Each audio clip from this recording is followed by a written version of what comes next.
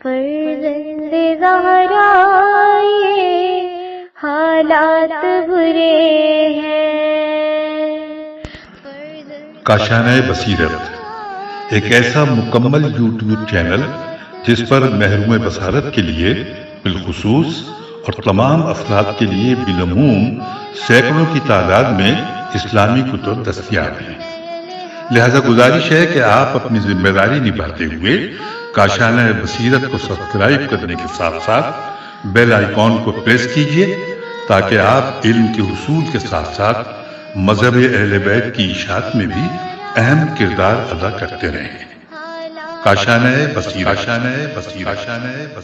فرزند زہرا یہ حالات برے ہیں۔ بسم اللہ الرحمن الرحیم۔ السلام علیکم۔ یہ کتاب آپ کے لیے کاشانہ بصیرت کی یوٹیوب چینل کی جانب سے ریکارڈ کی جا رہی ہے۔ نام کتاب حیات القلوب، جلد دوم، تالیف علامہ مجلسی علیہ الرحمہ۔ اب ہم کتاب کا پارٹ نمبر 30 پڑھیں گے۔ 15واں باب تمام پیغمبروں کے معجزات کے مثل حضرت صلی اللہ علیہ وسلم سے معجزات کا اظہار۔ صفحہ نمبر 287۔ ابو جہل ملعون کی ہٹ درمی اور رسوائی کا بقیہ حصہ۔ حضرت نے فرمایا، میں نے یہ سب کچھ اپنی طرف سے نہیں کہا ہے بلکہ جبرائیل علیہ السلام موجود ہیں اور خدا کی جانب سے خبر دے رہے ہیں۔ پھر حضرت نے فرمایا کہ اے جبرائیل، باقی ماندہ مرغ لے آؤ۔ ناگاہ وہ مرغ لا کر حاضر کیا گیا۔ حضرت نے فرمایا، اے ابو جہل، پہچانتا ہے اس کو؟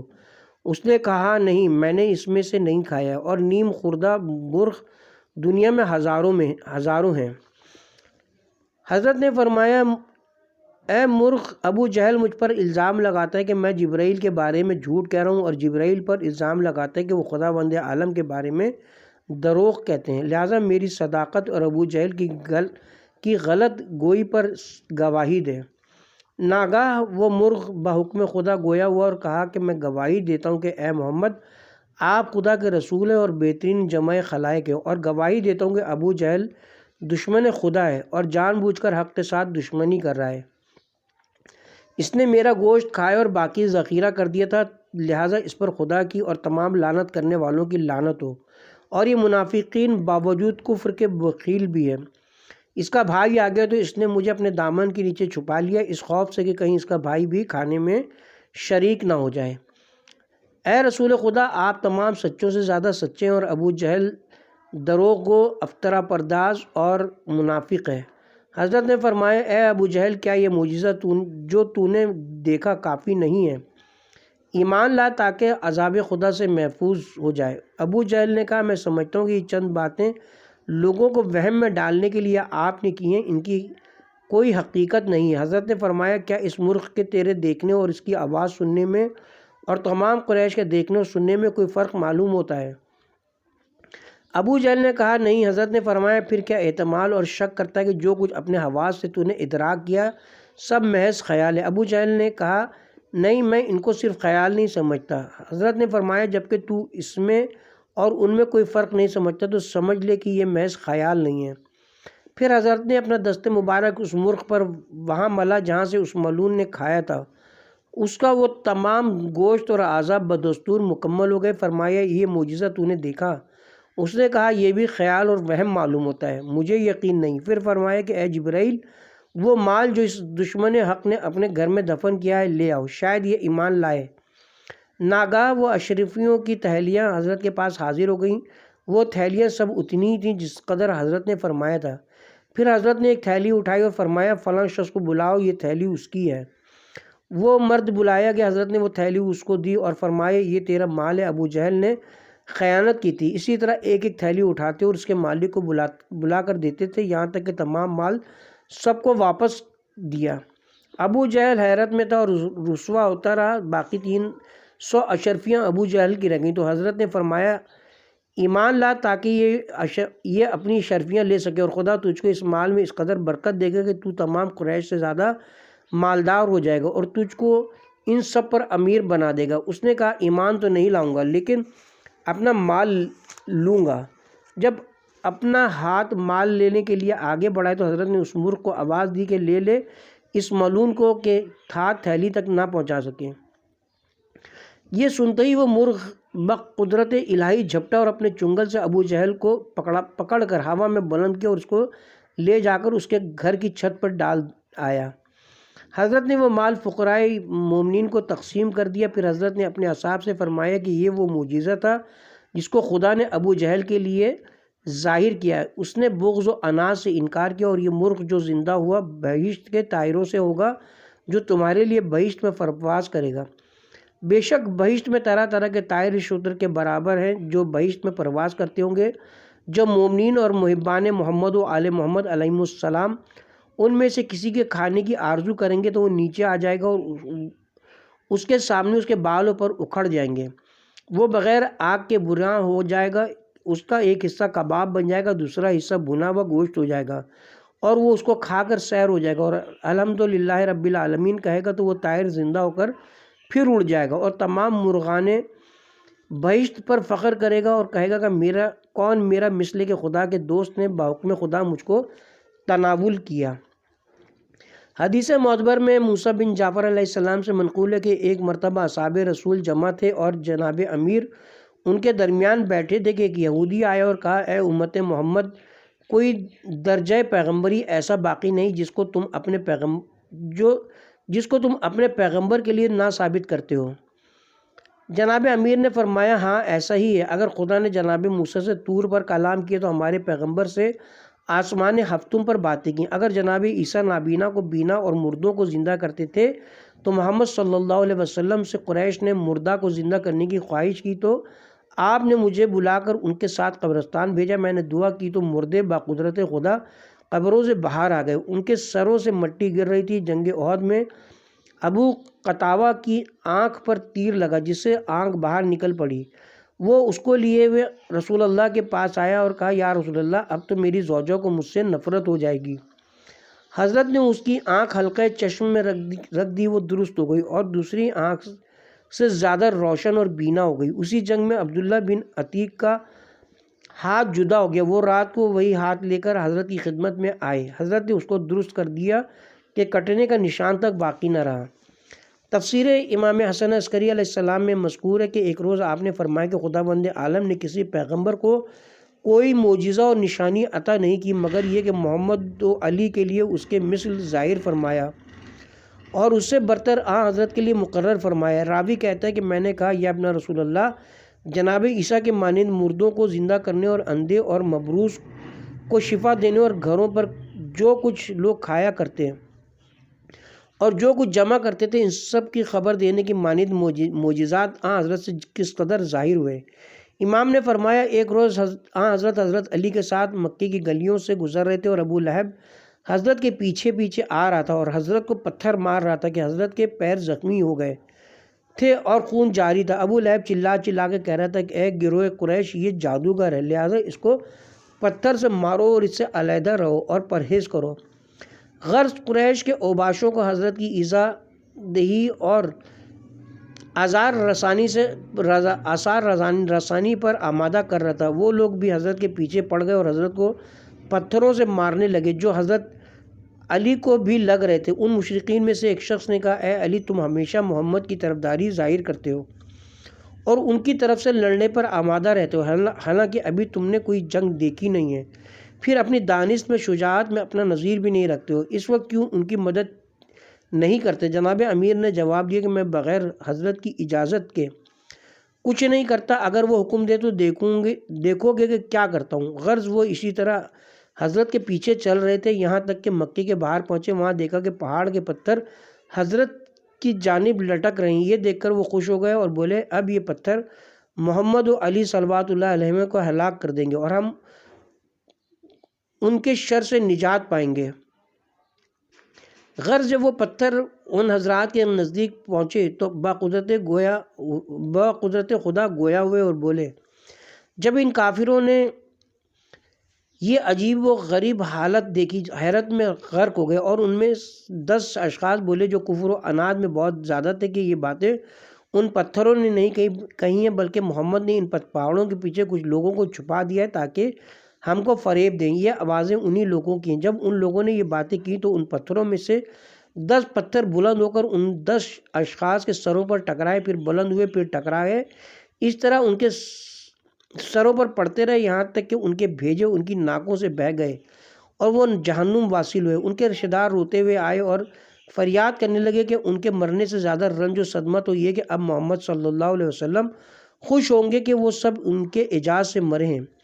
جب ان سب کا جنازہ تیار کیا گیا تو کفن کے اندر سے پکار کر کہنے لگے کہ محمد صلی اللہ علیہ وسلم مطلق جھوٹے نہیں بلکہ سچے ہیں، اور البتہ تم لوگ جھوٹے ہو۔ یہ سن کر جنازہ اٹھانے والے کانپنے لگے اور مردے زمین پر گر پڑے۔ آخر وہ لوگ کہنے لگے کہ ہم ان دشمنان محمد کو نہیں اٹھائیں گے کہ عذاب خدا کی جانب لے جائیں۔ یہ سن کر ابو جہل ملعون نے کہا کہ ان مردوں کا بولنا اور وہ پتھر وغیرہ سب محمد کے جادو کے سبب سے ہیں۔ اگر تمہارا خیال صحیح ہے کہ یہ امور محمد کے اعجاز کا نتیجہ ہے تو کہو کہ محمد دعا کریں کہ خدا ان مردوں کو زندہ کر دے۔ ان کافروں نے حضرت سے یہ التجا کی۔ آپ نے امیر المومنین سے فرمایا کہ یا علی ان کی باتیں تم نے سنی، بتاؤ ان کے پتھر مارنے سے تم کو کس زخم لگے؟ بتاؤ ان کے پتھر مارنے سے تم کو کتنے زخم لگے؟ عرض کی 4۔ حضرت نے فرمایا مجھ کو 6 زخم آئے، وہ مرنے والے کافر بھی 10 ہیں۔ 6 کے لیے میں دعا کرتا ہوں اور 4 کے لیے تم دعا کرو تاکہ خداوند عالم ان کو پھر دنیا میں واپس بھیج دے۔ جب ان حضرات نے دعائیں کی وہ سب زندہ ہو کر اٹھ کھڑے ہوئے اور کہنے لگے مسلمانوں، محمد اور علی کی شان بہت عظیم اور درجے بہت بلند ہیں۔ اس عالم میں جہاں ہم لوگ ابھی تھے ہم نے وہاں محمد صلی اللہ علیہ وسلم کی شبیہ دیکھی کہ وہ عرش کے پاس کرسی پر بیٹھے ہوئے، اور علی علیہ السلام کی شبیہ نظر آئی کہ وہ ایک تخت پر کرسی کے نزدیک تشریف فرما ہیں، اور آسمانوں کے اور عرش و کرسی کے اور حجابات کے تمام فرشتے ان کے گرد جمع ہیں، ان کی تعظیم کر رہے ہیں اور ان پر صلوات بھیج رہے ہیں۔ وہ دونوں بزرگوار جو فرماتے ہیں وہ فرشتے ان کی اطاعت کرتے ہیں، اور فرشتے جو حاجت خدا سے طلب کرتے ہیں ان کو شفیع قرار دیتے ہیں۔ آخر ان میں سے 7 اشخاص ایمان لائے، باقی اپنے کفر پر اڑے رہے۔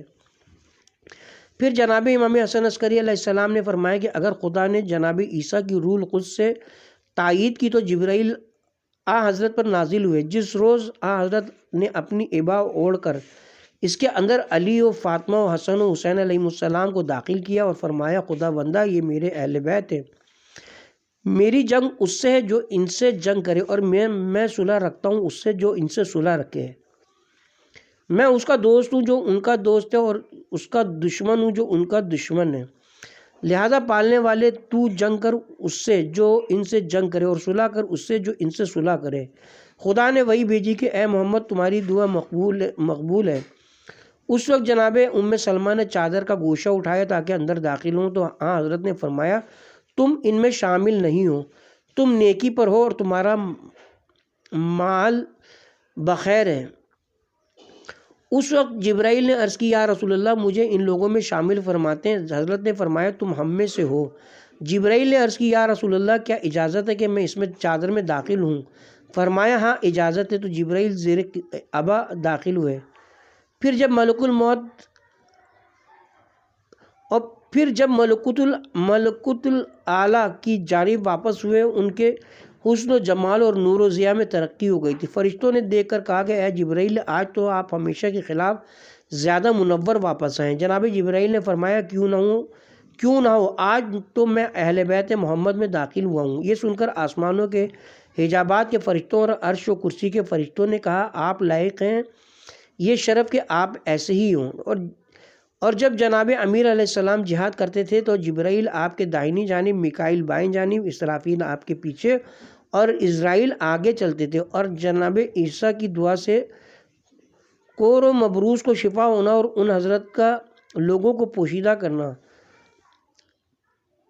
اور ان حضرت کا لوگوں کو پوشیدہ باتوں کی خبر دینا، ان معجزات کے مثل معجزہ یہ ہے کہ جناب رسول خدا جب مکے میں تھے ایک روز کافران قریش نے حضرت سے کہا کہ اے محمد ہمارا پروردگار رہبل جو سب سے بڑا بت ہے بیماروں کو شفا دیتا ہے اور لوگوں کو ہلاکت سے نجات دیتا ہے۔ حضرت نے فرمایا تم غلط کہتے ہو، ہبل ان امور پر قادر نہیں ہے بلکہ پروردگار عالم مدبر امور ہے۔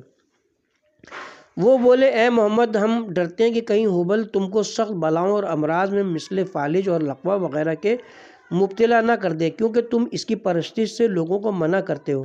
حضرت نے فرمایا خدا کے سوا کوئی اس پر قادر نہیں ہے۔ کفار بولے اے محمد اگر تم سچ کہتے ہو کہ کوئی تمہارے خدا کے سوا قادر نہیں تو اس سے کہو کہ ان بلاؤں میں ہم کو مبتلا کرے تاکہ ہم حبل سے شفا کی دعا کریں، پھر تم سمجھو گے کہ وہ تمہارے پروردگار کے ساتھ شریک ہے۔ اس وقت جبرائیل نازل ہوئے اور کہا یا رسول اللہ آپ بعضوں پر لعنت کیجیے اور کچھ لوگوں پر علی نفرین کریں تو میں ان سبوں کو مبتلا کروں۔ یہ سن کر جناب رسول خدا نے 20 اشخاص پر اور امیر المومنین نے 10 افراد پر لعنت کی۔ وہ سب اسی دم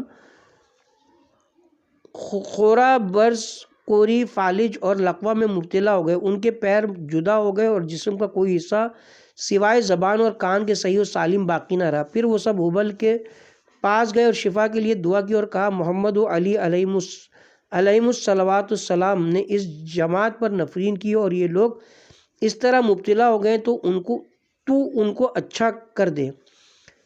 اس وقت بقدرت خدا حبل نے ان کو آواز دی کہ اے دشمنان نے خدا، میں کسی امر پر قدرت نہیں رکھتا ہوں، میں اسی خدا کی قسم کھاتا ہوں جس نے محمد کو تمام خلائق پر محبوس فرمایا ہے اور ان کو تمام پیغمبروں سے بہتر قرار دیا ہے، کہ اگر محمد میرے لیے بددعا کریں کہ میرے تمام اعضاء چور چور ہو کر ہوا کے ذریعے دنیا میں منتشر ہو جائیں اور نام و نشان مٹ جائے تو بے شک خدا ایسا ہی کر دے گا۔ ان لوگوں نے حبل سے یہ کلام سنا تو نا امید ہو گئے اور آن حضرت کی خدمت میں دوڑے ہوئے آئے اور فریاد کرنے لگے کہ اے محمد ہم آپ کے سوا ہر ایک کی طرف سے مایوس ہو چکے، اب ہماری فریاد کو پہنچیں اور اپنے خدا سے دعا کیجیے کہ ہمارے ساتھیوں کو شفا بخشے، اور ہم عہد و پیمان کرتے ہیں کہ آئندہ وہ کبھی آپ کو کوئی ایذا نہ دیں گے۔ اور ان 20 اشخاص کو حضرت کے پاس لائے جن پر حضرت نے نفرین کی تھی، اور 10 اشخاص کو امیر المومنین کے پاس لائے جن پر ان حضرت نے لعنت کی تھی۔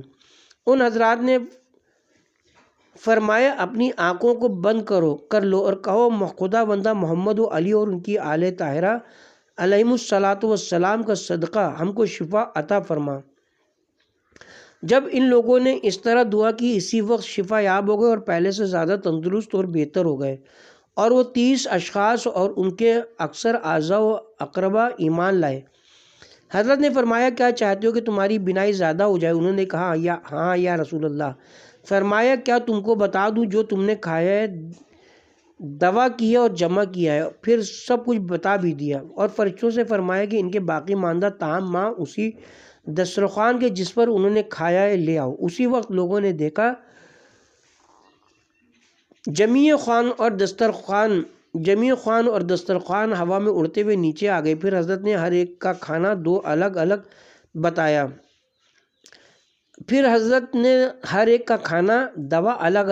پھر فرمایا کہ اے طعام بحکم خدا بیان کر کے تجھ سے کس قدر کھایا اور کس مقدار میں چھوڑ دیا ہے۔ یہ سنتے ہی وہ کھانے بحکم خدا گویا ہوئے کہ مجھ سے اتنی مقدار میں کھایا اور اس مقدار میں اس کے خادم نے کھایا ہے اور اس قدر باقی ہوں۔ حضرت نے فرمایا اے خدا کی نعمتوں بتاؤ میں کون ہوں؟ ان خانوں سے آواز آئی آپ پیغمبر خدا ہیں۔ پھر حضرت نے حضرت علی علیہ السلام کی طرف اشارہ کیا اور پوچھا یہ کون ہے؟ جواب ملا یہ آپ کے بھائی ہیں جو آپ کے بعد اولین و آخرین سے بہتر اور آپ کے وزیر اور خلیفہ ہیں اور بہترین خلفاء ہیں۔ پھر راوی نے امام حسن عسکری علیہ السلام سے عرض کی کہ کیا جناب رسول خدا اور امیر المومنین کے لیے جناب موسیٰ کے معجزات کے مانند بھی معجزات تھے؟ حضرت نے فرمایا علی علیہ السلام جناب رسول خدا کی جان کے برابر تھے۔ پیغمبر کے معجزات علی کے معجزات ہیں اور علی کے معجزات پیغمبر کے معجزات ہیں، اور ہر پیغمبر کا معجزہ جناب رسول خدا کو خدا نے عطا فرمایا ہے، بلکہ ان سے زیادہ جناب موسیٰ کا عصا بھی معجزہ تھا کہ جب اس کو حضرت موسیٰ نے زمین پر ڈال دیا تو وہ اژدہا بن گیا اور ساحروں کی رسیاں اور عصا جو سانپ بن گئے تھے کھا گیا۔ ہاں حضرت کے لیے اس سے بہتر معجزہ تھا۔ ایک مرتبہ یہودیوں کا ایک گروہ حضرت کے پاس آیا اور ان لوگوں نے بہت سے سوالات کیے۔ حضرت نے جوابات شافی ان کو دیے اور خدا کی حجت ان پر تمام کر دی۔ پھر انہوں نے کہا اگر آپ پیغمبر ہیں تو عصائے موسیٰ کے مانند معجزہ دکھائیے۔ حضرت نے فرمایا میں جو کچھ تمہارے لیے لایا ہوں وہ عصائے موسیٰ سے بہتر ہے اور وہ معجزہ قرآن ہے جو روز قیامت تک باقی اور ہر زمانے میں بیان شافی ہے، اور حجت الہی مخالفوں پر تمام کرتا رہوں گا، اور حجت الہی مخالفوں پر تمام کرتا رہے گا، اور کوئی اس کے ایک سورے کا مثال نہیں لا سکے گا۔ عصائے موسیٰ تو صرف موسیٰ کے زمانے تک مخصوص تھا اور ختم ہو گیا، باوجود معجزہ قرآن کے عصائے موسیٰ سے بہتر اور عجیب تر معجزہ دکھاتا ہوں۔ عصا موسیٰ کے ہاتھ میں رہتا تھا اور وہ زمین پر ڈال دیتے تھے، تو قبطی کہتے تھے کہ انہوں نے عصا میں کوئی فریب کر رکھا ہے کہ اژدہا ہو جاتا ہے، لیکن خداوند عالم میرے حق ہونے پر چند لکڑیوں کو اژدہا بنا دے گا جن کو میں نے چھوا تک نہیں ہوگا اور نہ میں وہاں موجود ہوں گا۔ آج جب کہ تم لوگ اپنے گھر واپس جاؤ گے اور رات کو اکٹھے ہوگے تو تمہارے سقف خانے کی تمام لکڑیوں کو خداوند عالم سانپ بنا دے گا، اور وہ 100 سے زیادہ لکڑیاں ہوں گی۔ تم میں سے 4 اشخاص کا پتا پھٹ جائے گا اور باقی سب بے ہوش ہو جائیں گے۔ پھر دوسرے روز جب تمہارے پاس اور یہودی آئیں گے اور تم ان سے یہ حال بیان کرو گے تو وہ یقین نہ کریں گے، تو پھر وہ لکڑیاں ان کے سامنے اژدہا بن جائیں گی جن کو دیکھ کر ان میں سے اکثر مر جائیں گے اور اکثر دیوانے ہو جائیں گے۔ یہودیوں نے جب یہ باتیں حضرت سے سنی تو ہنسے اور آپس میں کہنے لگے، دیکھو محمد صلی اللہ علیہ وسلم کیسے دعوے کرتے ہیں اور اپنی حد سے باہر ہو گئے۔ حضرت نے فرمایا، اس وقت تو ہنس رہے ہو، لیکن وہ معجزہ دیکھو گے تو رو گے اور حیرت سے بے ہوش ہو جاؤ گے۔ اگر اس وقت کہو گے خدا بندہ بجائے محمد جن کو تو نے برگزیدہ کیا، اور بحق علی جن کو تو نے پسند کیا، اور بطفیل اولیاء طاہرین کہ جس نے ان کی اطاعت کی، تو نے اس کو فضیلت بخشی، ہم جو کچھ دیکھتے ہیں اس سے ہم کو محفوظ رکھ، اور یہی دعا ان پر پڑھ دو گے جو مر گئے ہوں گے تو وہ سب زندہ ہو جائیں گے۔ غرض جب یہودی اپنے گھروں کو واپس گئے اور اپنے مجمع میں اکٹھا ہوئے تو حضرت کی باتوں کا مذاق اڑانے لگے۔ حضرت کی باتوں کو بیان کرتے اور ہنستے تھے۔ ناگاہ گھر کی چھت حرکت میں آئی اور اس کی تمام لکڑیاں سانپ بن گئیں اور دیواروں سے باہر سر نکال کر ان کی طرف بڑھیں، اور پہلے گھر کی چیزیں، مٹکے، لوٹے، پیالے، کرسی، کاٹھ کی سیڑھیاں، دروازے، پنجرے وغیرہ کھانا شروع کیا۔ پھر جیسا کہ حضرت نے فرمایا تھا رونما ہوا اور 4 اشخاص ان میں سے دہشت سے مر گئے اور اکثر بے ہوش ہو گئے، اور بعض نے حضرت اور آپ کے اہل بیت علیہ السلام کو توسل اختیار کیا جیسا کہ حضرت نے بتایا تھا، ان کو کوئی نقصان نہ پہنچا۔ پھر انہوں نے یہی دعا ان لوگوں پر پڑھی جو مر گئے تھے تو وہ بھی زندہ ہو گئے۔ اس وقت ان کو یقین ہوا کہ یہ دعا یعنی محمد و آل محمد علیہ السلام کے توسل سے خدا سے حاجت طلب کرنا مستجاب ہے، اور محمد صلی اللہ علیہ وسلم جو کچھ کہتے ہیں سچ اور حق ہے، لیکن ان پر ایمان لانا ہمارے لیے دشوار ہے، لہٰذا ہم کو چاہیے کہ انہی ذوات مقدسہ کو بارگاہ معبود میں شفیع قرار دیں تاکہ وہ ایمان لانے کی ہم کو توفیق عطا فرمائے۔ غرض انہوں نے اسی طرح دعا کی تو خدا نے ایمان لانا ان کے لیے محبوب کر دیا اور اسلام کی رغبت پیدا کر دی، اور ان کے دلوں سے کفر کی محبت زائل کر دی، اور وہ لوگ خدا اور رسول پر ایمان لائے۔ دوسرے روز صبح کو اور یہودی آئے اور جو کچھ حضرت نے ارشاد فرمایا تھا مشاہدہ کیا اور حیرت میں غرق ہو گئے۔ ان میں سے بعض مر گئے اور بعض شقاوت اور کفر پر قائم رہے، اور ید بیضا یعنی جناب موسیٰ کے دست نورانی جیسا معجزہ بلکہ اس سے زیادہ روشن اور بلند تر معجزہ بھی حضرت کو حاصل تھا۔ اکثر حضرت تاریک راتوں میں امام حسن اور امام حسین کو خانہ جناب سیدہ سے اپنے پاس بلاتے تھے اور آواز دیتے تھے کہ اے ابو محمد اور اے ابو عبداللہ میرے پاس آ جاؤ۔ وہ صاحبزادے جہاں بھی ہوتے تھے حضرت کی مشتاق کا آواز سن کر روانہ ہوتے تھے۔ ادھر حضرت اپنی انگشت شہادت روزن در سے باہر کر دیتے تھے اور آپ کے دست نورانی سے ایک نور آفتاب و مہتاب سے روشن تر پیدا ہوتا تھا، اور دونوں اختر برج امامت اس کی روشنی میں حضرت کے پاس پہنچ جاتے تھے۔ جب وہ صاحبزادے گھر واپس جانا چاہتے تو پھر حضرت اسی طرح اپنی انگشت شہادت کو دروازے سے باہر نکال دیتے تھے اور وہ اس کی روشنی میں گھر چلے جاتے تھے۔ اور طوفان جو خدا نے فرعونیوں پر بھیجا اسی طرح مشرقین پر حضرت کے معجزے کی صورت میں بھیجا، اور وہ اس طرح کہ حضرت کے اصحاب میں ایک شخص ثابت بن افلا تھا جس نے کسی جنگ میں مشرقین کے ایک شخص کو قتل کیا تھا۔ اس کی زوجہ نے منت مانی تھی کہ وہ اس مسلمان کے کاسۂ سر میں شراب پیے گی جس نے اس کے شوہر کو قتل کیا تھا۔ روز احد میں جب مسلمانوں نے فرار کیا اور ثابت ایک بلند مقام پر قتل ہو گئے، اس عورت کے غلام نے اس کی اطلاع دی تو اس عورت نے اس خوشی میں غلام کو آزاد کر دیا اور اپنی کنیز اس کو بخش دی۔ جب مشرقین احد سے واپس چلے گئے اور حضرت اپنے اصحاب کے دفن میں مشغول ہوئے تو وہ عورت ابو سفیان کے پاس آئی اور کہا کہ کسی کو میرے غلام کے ہمراہ بھیج دے تاکہ جا کر میرے شوہر کے قاتل کا سر کاٹ لائیں تاکہ میں اپنی منت پوری کر سکوں۔ ابو سفیان منافق نے رات کے وقت 200 آدمیوں کو بھیجا تاکہ اس کا سر کاٹ لائیں۔ جب وہ اس کے پاس پہنچے، حق تعالیٰ نے سخت بارش نازل کی جس میں وہ سب ڈوب گئے اور ان کا نشان تک باقی نہ رہا، اور یہ معجزہ اس سے زیادہ عظیم تھا۔ اور ٹڈی کا معجزہ جو بنی اسرائیل پر ظاہر کیا گیا اس سے عظیم تر معجزہ خدا نے حضرت کے دشمنوں پر ظاہر فرمایا، کیونکہ موسیٰ کی ٹڈیاں قبطی مردوں کو نہیں کھاتی تھیں، صرف ان کی زراعت کھاتی تھی، لیکن حضرت کی ٹڈیاں آپ کے دشمنوں کو کھا گئیں۔ اس کا قصہ یہ کہ ایک مرتبہ حضرت نے شام کی جانب سفر کیا۔ جب وہاں سے واپس مکے آ رہے تھے تو 200 یہودی حضرت کی ہلاکت کے ارادے سے شام سے نکلے اور موقع کے انتظار میں حضرت کے پیچھے لگ گئے۔ حضرت کی عادت تھی کہ جب قضائے حاجت کو جاتے تو لوگوں سے بہت دور سنسان مقام پر تشریف لے جاتے یا درختوں کی آڑ میں چھپ جاتے۔ ایک روز اسی غرض سے حضرت چلے اور قافلے سے بہت دور ہو گئے۔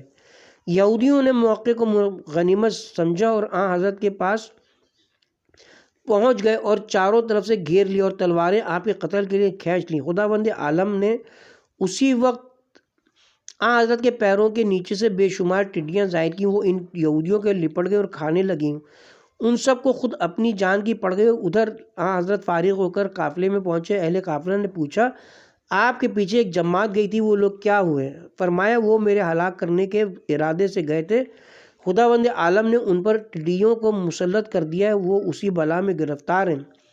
اہل قافلہ یہ سن کر ان کے قریب گئے، دیکھا کہ بے شمار ٹڈیاں ان کو لپٹی ہوئی کھا رہی ہیں، ان میں سے بہت سے مر گئے ہیں اور بہت سے مرنے کے قریب ہیں۔ وہ لوگ وہاں کھڑے دیکھ رہے تھے کہ یہاں تک کہ وہ سب مر گئے۔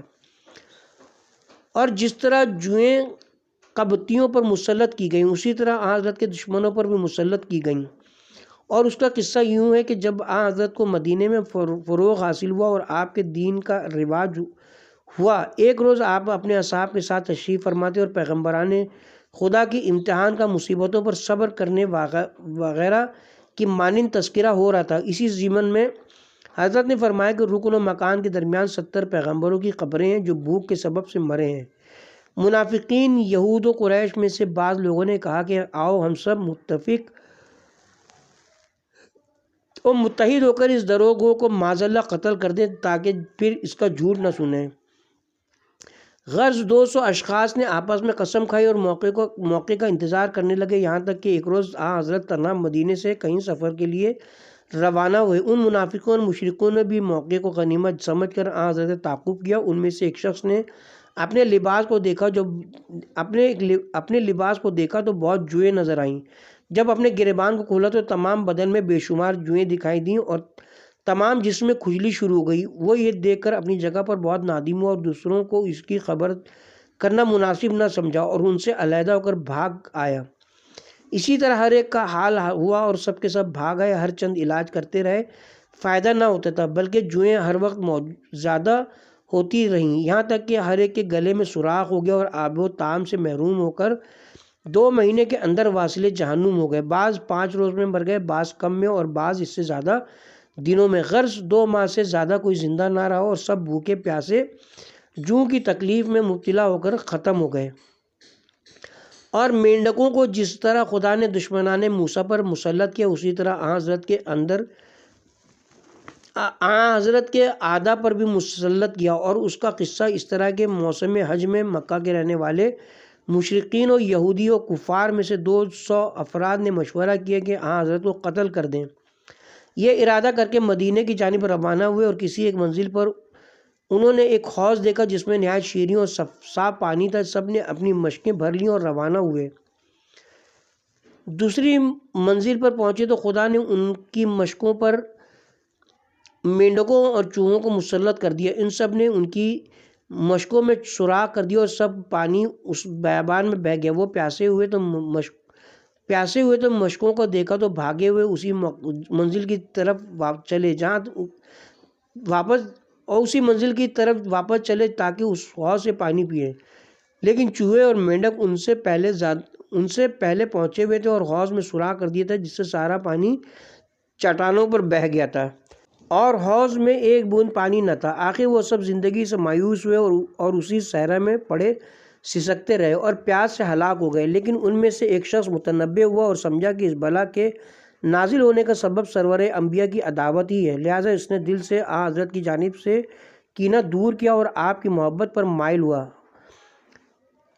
حضور کا اسم مبارک زبان پر جاری کیا اور زبان و شکم پر نام محمد صلی اللہ علیہ وسلم نقش کرنے لگا اور دعا کی کہ اے پروردگار عالم، میں نے محمد کے آزار سے توبہ کی، لہٰذا مجھ کو بحق محمد و علیہ محمد نجات دے۔ تو خدا نے آن حضرت کی برکت سے اس کو بچا لیا اور اس کی پیاس دفع کر دی، یہاں تک کہ ایک قافلہ اس بیابان میں پہنچا اور اس کو پانی پلایا۔ اس کے ہمراہیوں کے اونٹ چونکہ ابھی زندہ تھے، لہٰذا اس نے ان سب کا تمام سامان ان اونٹوں پر بار کیا اور اس قافلے کے ساتھ آن حضرت کی خدمت میں حاضر ہوا اور اپنے تمام ساتھیوں کا حال بیان کیا اور ایمان لایا۔ حضرت نے اس کا ایمان قبول فرمایا اور اس گروہ کا سارا مال و اسباب اس کو بخش دیا۔ 15واں باب تمام پیغمبروں کے معجزات کے مثل آن حضرت صلی اللہ علیہ وسلم سے معجزات کا اظہار کا سلسلہ بھی جاری ہے۔ یہودیوں پر مینڈکوں کے مثل معجزہ کا بیان یہاں پہ مکمل ہوا اور اس کے ساتھ ہی اب ہم یہاں پہ کتاب کے پارٹ نمبر 30 کا اختتام کرتے ہیں اور پارٹ نمبر 31 کا آغاز قبطیوں پر خون کے مثل معجزہ سے کیا جائے گا انشاءاللہ۔